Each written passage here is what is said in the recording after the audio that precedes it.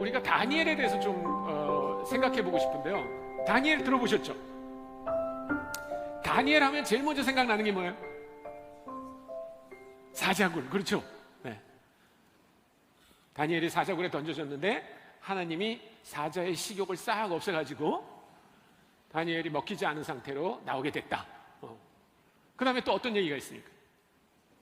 그 친구들이 풀무불에 들어갔는데 하나도 타지 않고 나왔다. 근데 사실 그런 얘기가 다니엘서가 말하려는 진짜 주제는 아닙니다.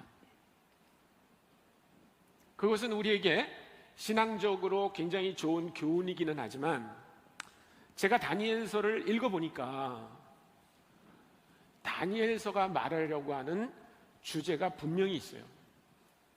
그런데 우리가 사자굴, 풀무불 이런 것 때문에 그 주제가 때때로 가려지는 것 같아요. 사실 다니엘서를 어떻게 읽어야 되냐면 다니엘서를 예수님이 읽은 것처럼 읽어야 돼요. 예수님은 다니엘서를 읽으셨을까요? 안 읽으셨을까요? 읽으셨어요. 분명히 예수님은 다니엘서를 알고 계셨어요. 공부하셨을 뿐만 아니라 예수님은 다니엘서를 제자들에게 가르치셨어요. 그래서 오늘 우리가 다니엘서가 말하려고 하는 정말 중요한 의미를 확인하기 위해서 제가 여러분들하고 먼저 하고 싶은 게 있어요. 그게 뭐냐면 예수님은 다니엘서를 혹은 다니엘서가 포함된 성경을 어떻게 읽고 어떻게 가르치셨을까? 다니엘서 2장 44절을 펴셔서 한번 같이 읽겠습니다. 시작. 이 여러 왕들의 시대에 하늘의 하나님이 한 나라를 세우시리니 이것은 영원히 망하지도 아니할 것이요 그 국권이 다른 백성에게로 돌아가지도 아니할 것이요 도리어 이 모든 나라를 쳐서 멸망시키고 영원히 설 것이다. 그런 나라는 없었어요. 어떤 나라도 섰다가 없어지고 섰다가 없어지고 섰다가 없어졌어요. 그런데 여기 공중에 그 뜨인 돌이 신상을 무너뜨리고 큰 산이 된 것처럼 멸망하지 않는 나라가 생겼다는 겁니다. 그것도 언제요? 로마 시대. 로마 시대. 한번 우리가 보겠습니다. 마태복음 16장입니다. 마태복음 16장에 보면 예수님이 그 나라를 이렇게 표현하신 게 있어요. 마태복음 16장 18절입니다.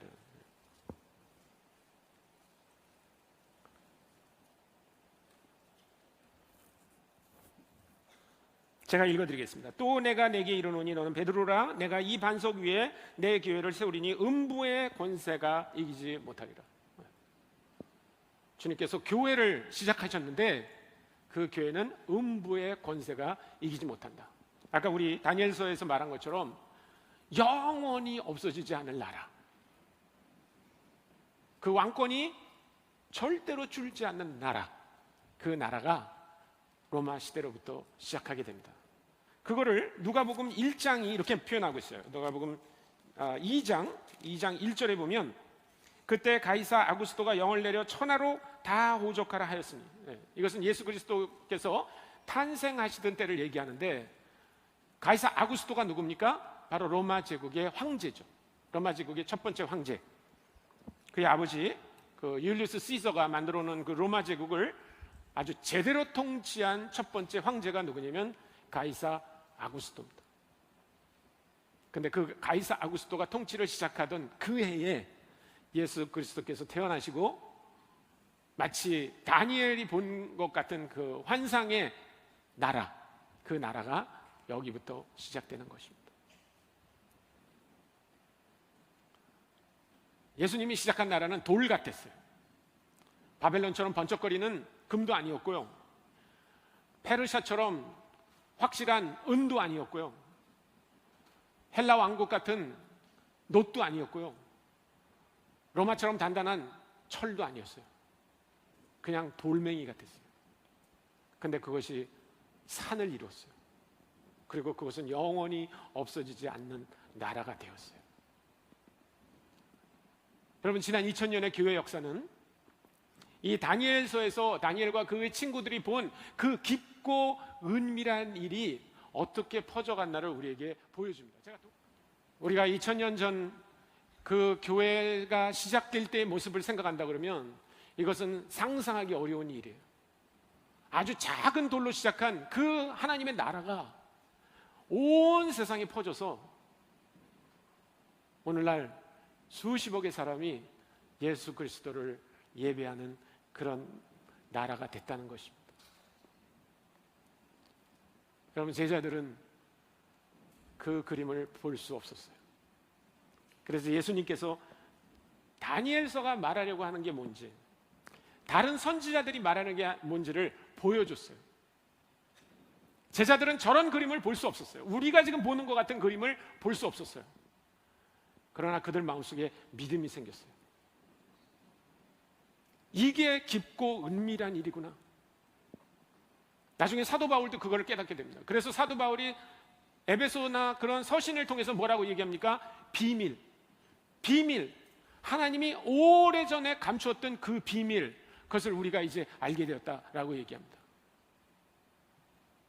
그런데 그거보다 더 600년으로 돌아가서 600년 전에 그 바벨론에 잡혀가 있던 그 사람들은 아직도 그의 나라가 시작되는 것을 보지 못했어요. 그런데 그 깊고 은밀한 것이 무엇인지 막연하지만 알게 됐어요. 그들은 더 이상 자기들이 잡혀온 거에 대해서 비관하면서 살고 있지 않았어요. 나중에 고레스라고 하는 페르시아의 왕으로 등극했을 때 이스라엘 백성들을 다 돌아가라고 했습니다. 그런데 다니엘과 그의 친구들은 돌아갔다는 흔적이 없어요. 아까 우리가 그 엠마오로 가는 제자들 가운데 일어난 세 가지 변화가 있었다고 그랬죠. 첫째는 뭐였어요? 눈이 떠졌어요. 깊고 은밀한 일이 무엇인지를 보게 된 거예요. 두 번째는 마음이 뜨거워졌다고 되어 있어요. 여러분, 그냥 다니엘의 세 친구가 그저 믿음만 갖고 불못불에 막 들어간 게 아니에요. 그들이 본 게 있어요.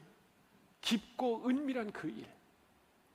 자기 목숨을 버려도 이제는 괜찮다고 생각하는, 영어식으로 말하면 something to die for. 내가 그거라면 죽어도 나는 그것을 할 수 있습니다 라고 말하는 마음이 뜨거워졌어요. 그리고 그들은 어디가 자기네가 있을 곳인지를 알게 됐어요. 그래서 그들은 바벨론에 계속 있으면서 여호와 하나님이 어떤 분인가를 계속 알려줄 수 있었어요. 그냥 단순한 그들의 용기가 아니었어요. 그 사람들을 그렇게 만든 이유가 뭡니까? 깊고 은밀한 일, 그것을 통해서 하나님이 어떤 분이라는 것, 하나님이 장차 어떤 일을 하실 것을 알게 된 거예요. 눈이 떠졌어요. 마음이 뜨거워졌어요. 그리고 자기가 있어야 할 곳이 어떤 곳인지를 알게 됐어요.